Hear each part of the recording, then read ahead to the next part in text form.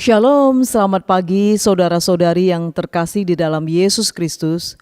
Sebelum mendengarkan firman Tuhan, mari kita membaca kitab Mazmur pasal 62 ayat 2.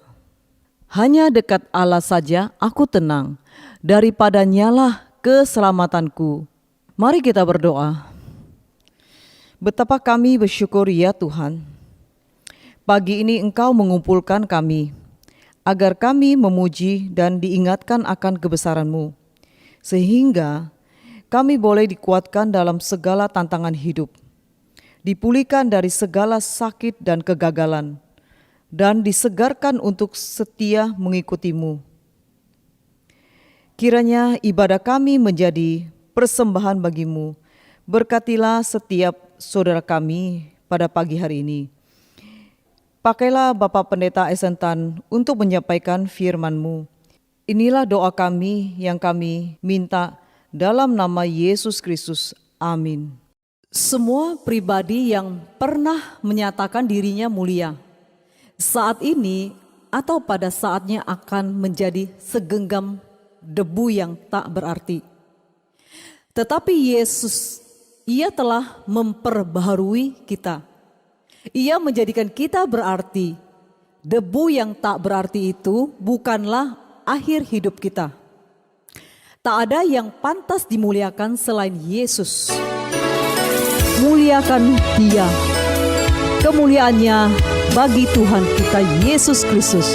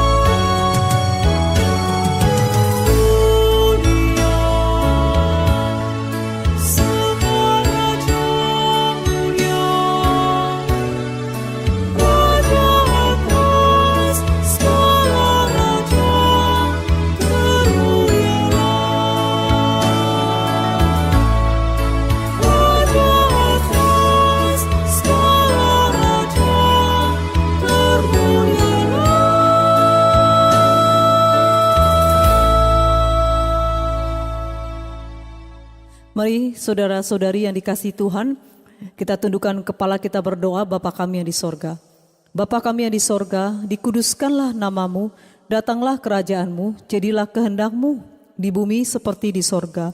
Berikanlah kami pada hari ini makanan kami yang secukupnya, dan ampunilah akan kesalahan kami, seperti kami juga mengampuni orang yang bersalah kepada kami.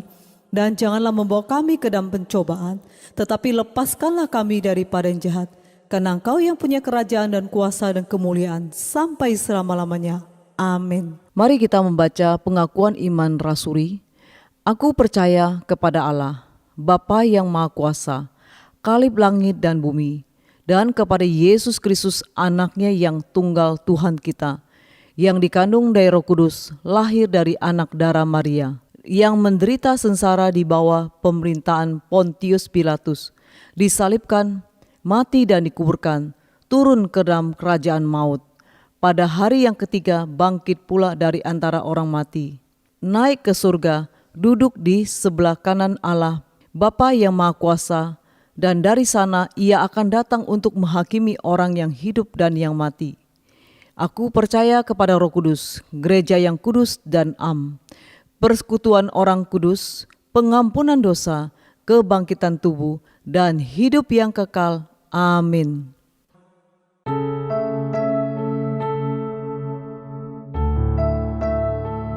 Salam, selamat pagi saudara-saudara kasih Tuhan. Pada pagi ini kita kembali beribadah untuk mendengar sabda firman Tuhan. Mari kita berdoa. Bapa kami sorga, terima kasih Tuhan atas kasih sayang-Mu kepada kami. Pagi ini kami mau beribadah untuk dengar sabda firman-Mu. Dan Roh Kudus pimpin kami, Roh Kudus menyertai kami, sehingga kami dapat mengerti setiap firman Tuhan yang kami dengar. Kuasa Roh Kudus menyertai hamba-Mu, pakai bibir hamba-Mu dan menyampaikan kebenaran-Mu. Berfirmanlah pada kami siap untuk mendengar. Kami berdoa di dalam nama Tuhan Yesus Kristus. Amin. Pada pagi ini tema kita punya khotbah, hidup ini hampa. Saudara-saudara kasih Tuhan, mari kita lihat firman Tuhan di mana Salomo menulis tentang khotbahnya, yaitu khotbah pasal 1 ayat 2. Kesia-siaan belakang, katanya berkhotbah, kesia-siaan belakang. Segala sesuatu adalah sia-sia. Saudara-saudara kasih Tuhan, pernahkah kita merasa hidup ini seperti berputar-putar tanpa artinya? Bangun pagi, bekerja, mencari uang, pulang, tidur, besok kembali seperti itu. Pagi bangun, bekerja, mencari uang, pulang, terus seperti putar seperti itu. Lalu kita bertanya, apa ini saja artinya hidup? Apakah hidup saya hanya sekedar rutinitas yang akhirnya berakhir di kubur? Saudara-saudara kasih Tuhan, apa itu kehampaan hidup? Hampa artinya kosong. Tidak berarti, tidak ada nilai sejati. Seperti balon yang tampaknya besar, tapi sebenarnya hanya isinya angin. Saudara-saudara kasih Tuhan, kita menggambarkan kehampaan seperti mengerja angin, kata Pekotbah 2 ayat 11. Seperti kembang di padang yang sebentar indah lalu layu. Yesaya 46 ayat 6-7. Hidup sehelai nafas yang cepat berlalu. Mazmur 39 ayat 6. Saudara-saudara kasih Tuhan, kehampaan bukan hanya masalah orang miskin atau yang gagal, tapi bisa dialami semua orang. Bahkan yang sudah sukses sekalipun akan mengalami kehampaan. Banyak orang berlari, mengejar dan berusaha meraihkan sesuatu dalam hidup ini. Entah harta, jabatan, kekuasaan, atau kesenangan. Tapi ujung-ujungnya tetap ada satu yang rasa kosong, yang tidak bisa dipuaskan oleh apapun yang ada di dalam dunia ini. Alkitab menyebutkan dengan satu kata itu, hampa. Saudara-saudara kasih Tuhan, Raja Salomo orang yang paling berhikmat, terkaya, yang paling berkuasa di zamannya, akhirnya menutup refleksi hidupnya dengan kalimat, segala sesuatu adalah sia-sia.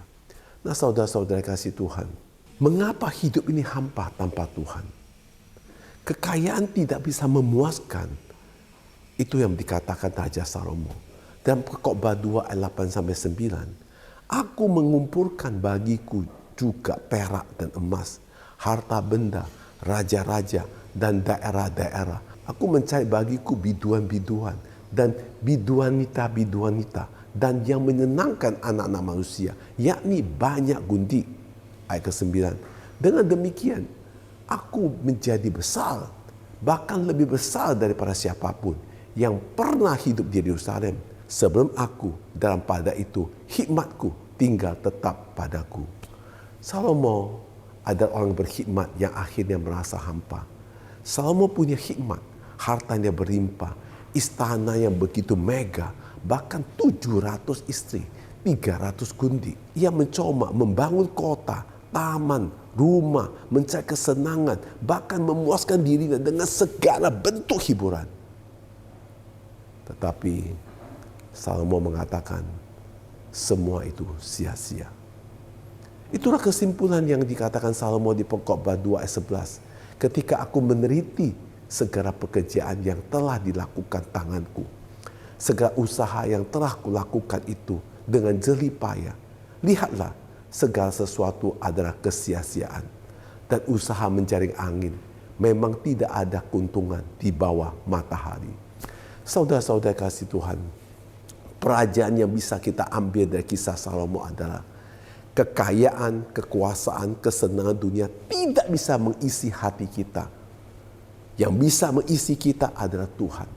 Tanpa Tuhan, hidup kita hampa. Kekayaan memang bisa memberi kenyamanan, tapi tidak bisa memberi damai sejahtera. Bisa memberi obat yang terbaik, tapi tidak bisa memberi kesembuhan. Bisa memberikan rumah yang mewah, tapi tidak bisa memberikan kebahagiaan keluarga. Saudara-saudara kasih Tuhan, pelajaran yang bisa diambil lagi, kisah Salomo adalah jabatan, nama besar, tidak bisa bertahan lama. Seorang pemimpin hebat pun akhirnya dilupakan. Setelah dia meninggal, semua gelar jabatan ditinggalkannya. Markus 8 ayat 36. Apa gunanya seseorang memperoleh seluruh dunia tetapi kehilangan nyawa? Nah, saudara-saudara dikasih Tuhan, itulah yang dikatakan Yesus. Apa gunanya seorang memperoleh seluruh dunia tapi kehilangan nyawanya? Nah, saudara-saudara kasih Tuhan, Yesus memberikan contoh orang kaya yang bodoh. Seorang kaya mengumpul hasil panen banyak sekali. Ia berkata, aku akan merobohkan lubung-lubungku dan aku akan mendirikan lebih besar. Dan aku akan berkata kepada jiwaku, jiwa, ada padamu banyak barang, bertahun-tahun lamanya bersenang-senanglah. Tapi Tuhan berkata, hai orang bodoh, pada malam ini juga jiwamu akan diambil daripadamu. Akhirnya semua kekayaan itu tidak ada berguna. Saudara-saudara kasih Tuhan, dunia memberi hiburan, tapi bukan kepuasan sejati. Dunia menawarkan hiburan, pesta, hobi, kesenangan, tetapi semua itu hanya sementara.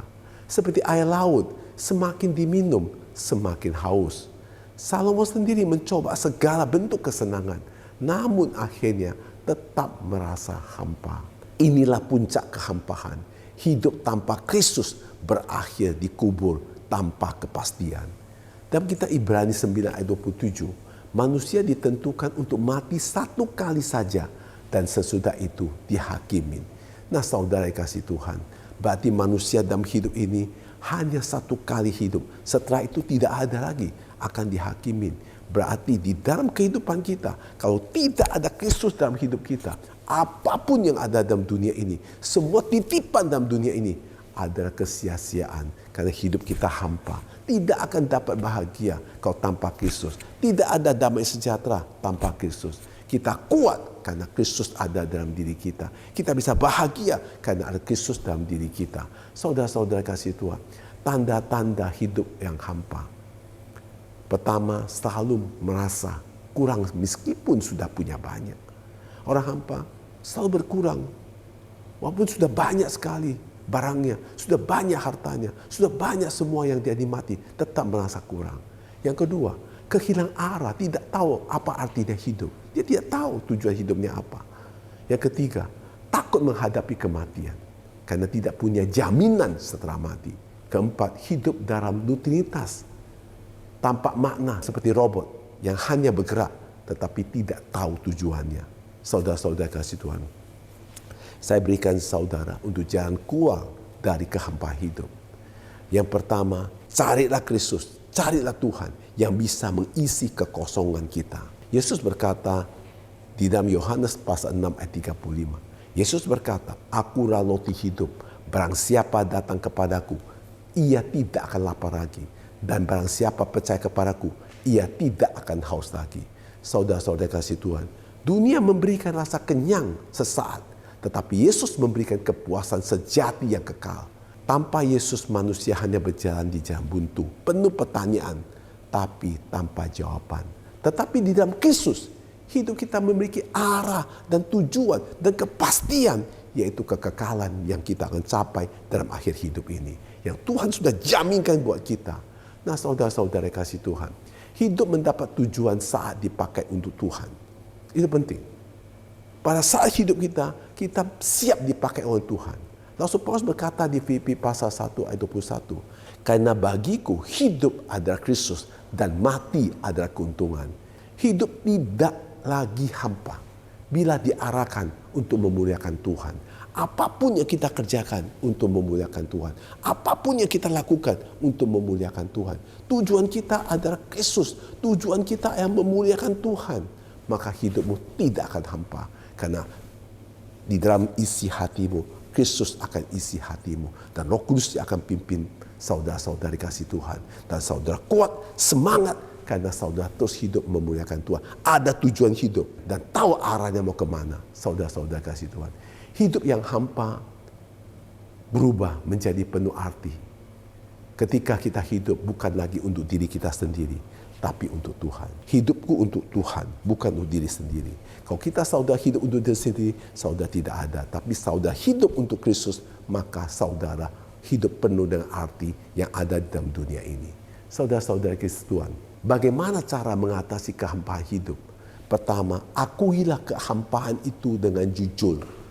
Banyak orang pura-pura bahagia, padahal hatinya kosong. Langkah pertama adalah akui semua kekosonganmu di hadapan Tuhan. Ceritakan semua kekosongan di hadapan Tuhan. Berfellowship dengan Tuhan. Menceritakan dengan kehampaan kepada Tuhan. Minta Tuhan isikan firman. Minta Tuhan isi kuasanya kepada kita. Minta isi kekosongannya. Maka saudara, kehampaan itu harus bicara jujur sama Tuhan. Kedua, cari Tuhan dengan sungguh-sungguh. Yeremia 29 ayat 13. Apabila kamu mencari aku, maka kamu akan menemui aku. Apabila kamu menanya aku dengan segenap hatiku. Saudara-saudara kasih Tuhan, cari Tuhan dengan segenap hati, maka kita akan bertemu Tuhan. Yang ketiga, bangun hubungan pribadi dengan Kristus. Bukan sekedar ibadah atau ritual, tetapi relasi hidup kita dengan Yesus melalui doa pagi, malam, baca firman Tuhan, dan melihat ibadah, mendengar khotbah. Itu adalah kewajiban.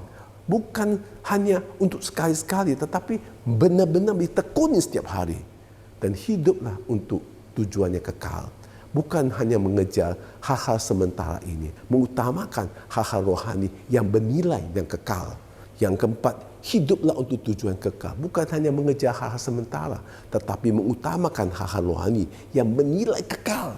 Carilah kekekalan. Jangan cari sementara ini. Semua ini hanya sementara. Mau berapa lama di dunia ini? Sementara. Kita akan meninggalkan dunia ini. Tetapi cari kekekalan. Dan carilah kekekalan. Isilah dirimu setiap hari dengan Kristus. Isilah dirimu dengan firman Tuhan. Isilah dirimu dengan hadirat Tuhan. Maka kita kuat dan kita pasti ada tujuan hidup. Kita tidak pernah akan sendirian karena Roh Kudus selalu menyertai kita. Kita kemanapun tidak akan sendirian. Roh Kudus selalu menyertai kita. Kita bekerja dimanapun kita tidak merasa kosong karena Roh Kudus menyertai kita. Kita tahu tujuan kita yaitu mencapai kekekalan. Kita tahu tujuan kita hanya untuk memuliakan Tuhan. Mari kita berdoa.